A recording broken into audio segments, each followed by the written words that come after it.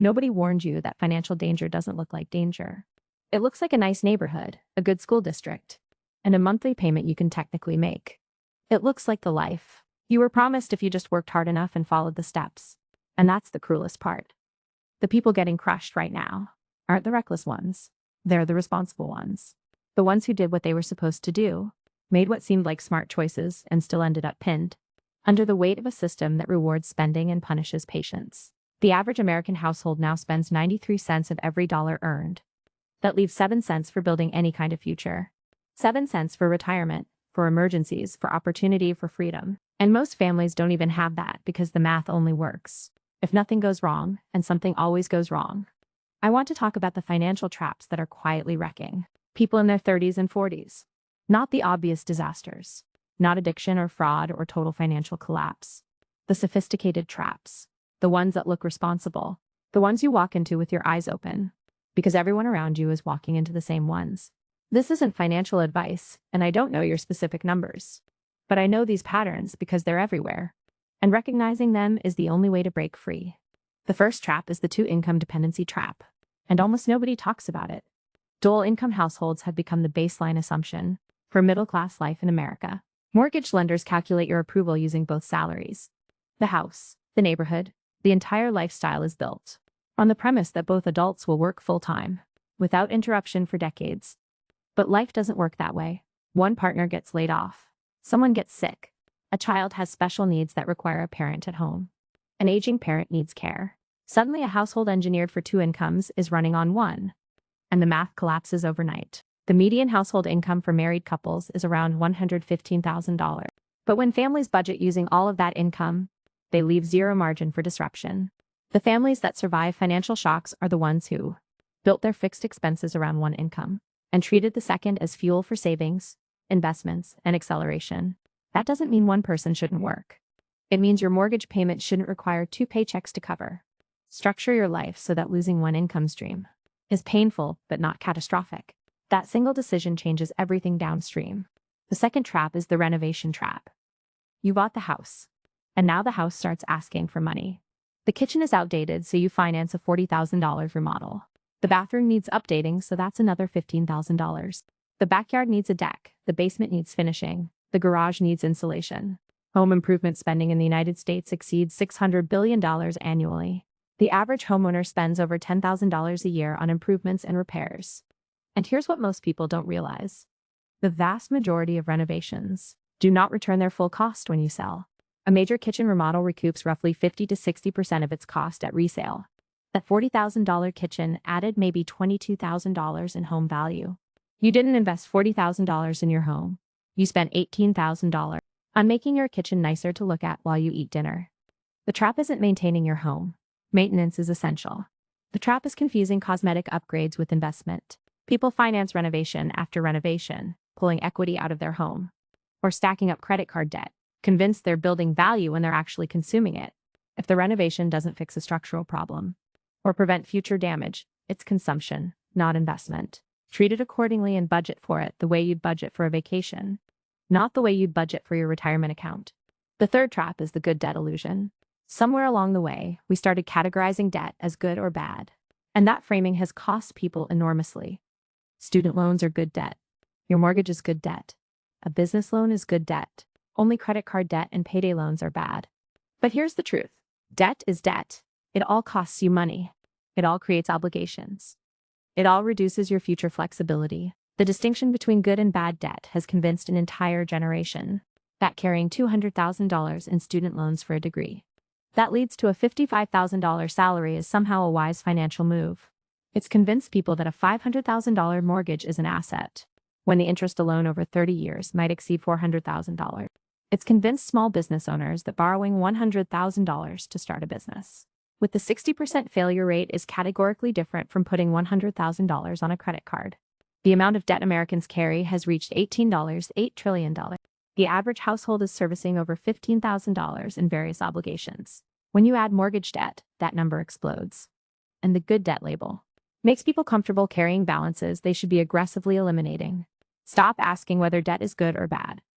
Start asking whether the debt is necessary, whether the return exceeds the cost, and how quickly you can eliminate it. That framework will save you far more than any categorization system. The fourth trap is the convenience economy trap, and it's bleeding. People dry in amounts too small to notice. $10 here, $15 there. A meal delivery 3 times a week. A ride service instead of public transit. Grocery delivery with the service fee and the tip. Premium everything. Premium streaming, premium music, premium storage, premium shipping. The average American household now spends over $300 a month on subscription services alone. That's $3,600 a year on things that didn't exist 15 years ago.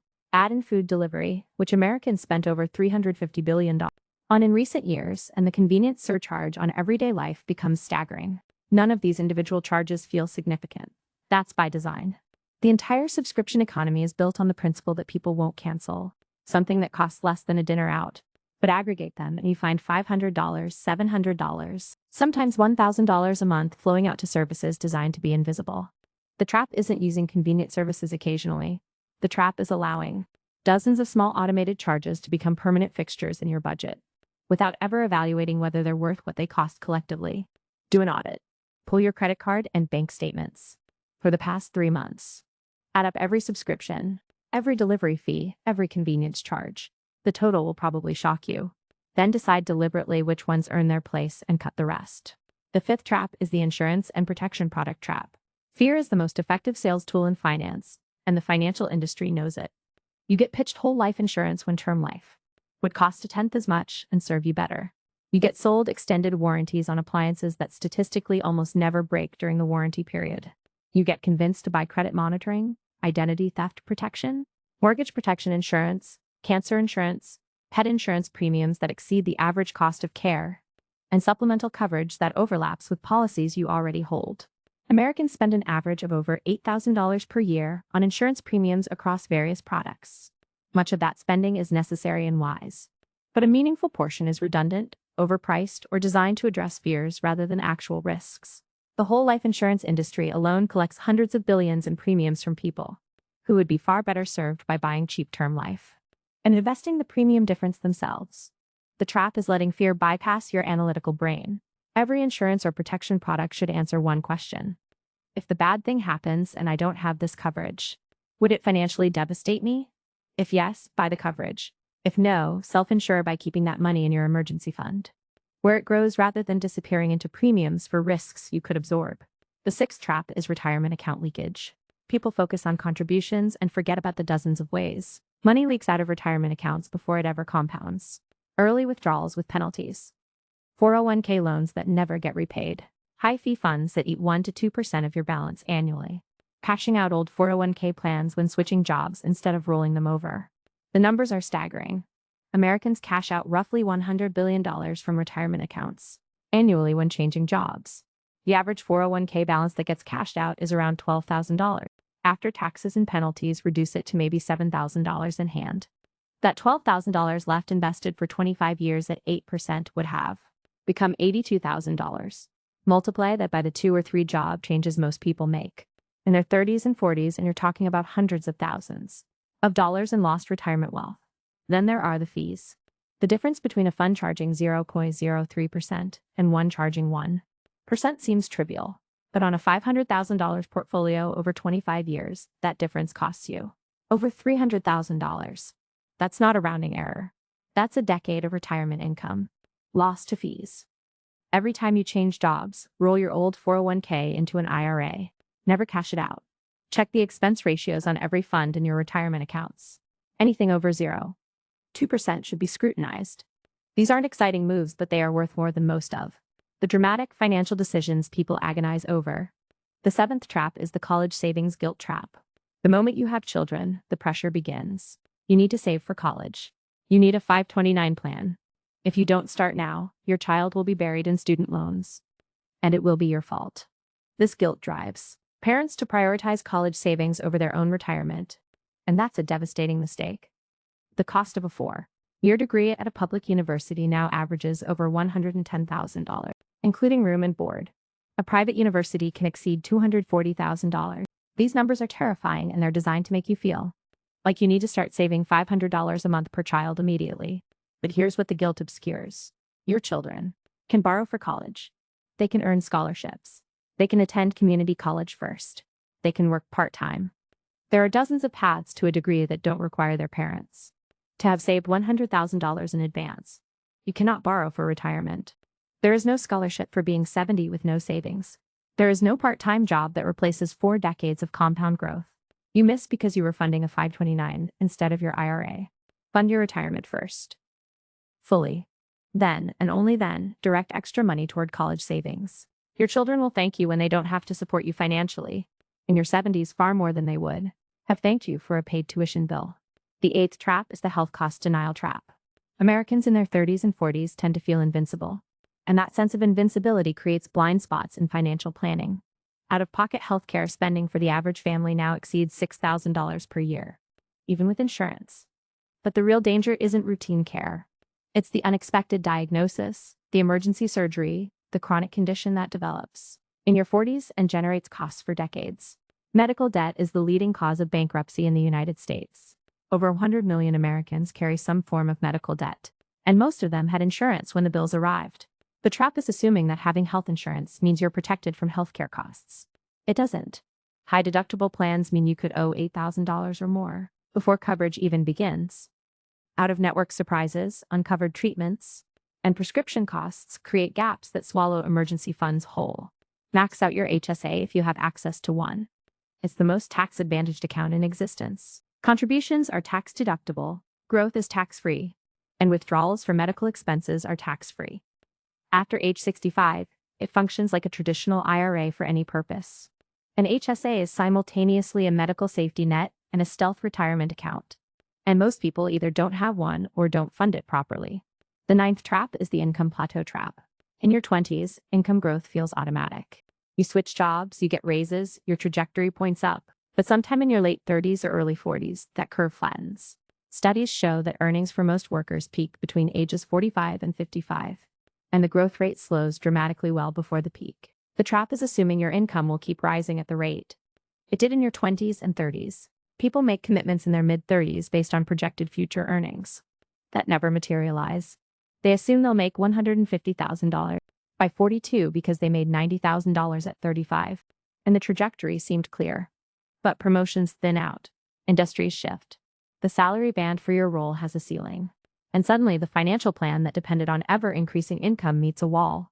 The defense is planning for income to plateau at roughly your current level, and treating any future raises as bonus acceleration. If you can't afford your current obligations on your current salary without expecting a raise, you're already over-leveraged. Build your financial life on what you earn today, not what you hope to earn tomorrow. The 10th trap is the information overload trap. There's never been more financial content available. Podcasts, YouTube channels, Instagram accounts, TikTok creators, Reddit threads, newsletters, books, courses. The sheer volume of financial advice is paralyzing, and much of it is contradictory. One expert says, pay off all debt before investing. Another says invest immediately regardless of debt. One says buy real estate. Another says renting is smarter. One says index funds. Another says individual stocks. Another says crypto. The trap isn't that the information is bad. Some of it is excellent. The trap is that consuming financial content becomes a substitute for taking financial action. You spend hours researching the optimal strategy while your money sits in a checking account earning nothing. You compare brokerages for months instead of opening an account today. You read 14 articles about asset allocation instead of just choosing a target date fund and starting the best financial plan you actually execute beats the perfect financial plan you're still researching. Pick a simple strategy, automate it, then go live your life. You can optimize later, but you cannot get back the years of compound growth you lost while searching for the ideal approach. What makes all of these traps so effective is that they feed each other. The 2 income dependency means both partners work full-time, which means paying for convenient services, because nobody has time to cook or handle errands. The convenient spending reduces savings, which increases financial stress, which makes the insurance sales pitch about protection more persuasive. The fear of falling behind drives renovation spending to keep the house looking successful. The college savings guilt competes with retirement contributions. The information overload creates analysis paralysis that prevents any of it from getting resolved. And underneath it all, the quiet assumption that your income will keep growing gives permission to delay action on every front. Breaking free doesn't require a dramatic overhaul. It requires a series of small, intentional shifts that compound over time. Live on one income if you have two. Stop treating renovations as investments. Question every category of debt regardless of whether someone labeled it good. Audit your subscriptions and convenience spending ruthlessly. Buy insurance only against catastrophic risk. Never cash out a retirement account when changing jobs. Fund your own retirement before your children's college. Max out your HSA. Plan for your income to plateau. And stop researching the perfect move and just make a good one today. The financial environment you're operating in is not designed for your success. It's designed to capture your income through payments, premiums, fees, and subscriptions that individually seem manageable but collectively leave nothing for the future. You're not failing. You're navigating a system that profits from your financial exhaustion. But once you see the architecture of that system clearly, you can stop building your life inside it and start building around it instead. If you're in your 30s, the math is still overwhelmingly in your favor. Small changes now create enormous differences later. If you're in your 40s, the window is narrower but far from closed. Aggressive, intentional action over the next decade can still transform your trajectory. The traps are real, but they only hold you if you don't see them. Now you see them. What you do next is what matters.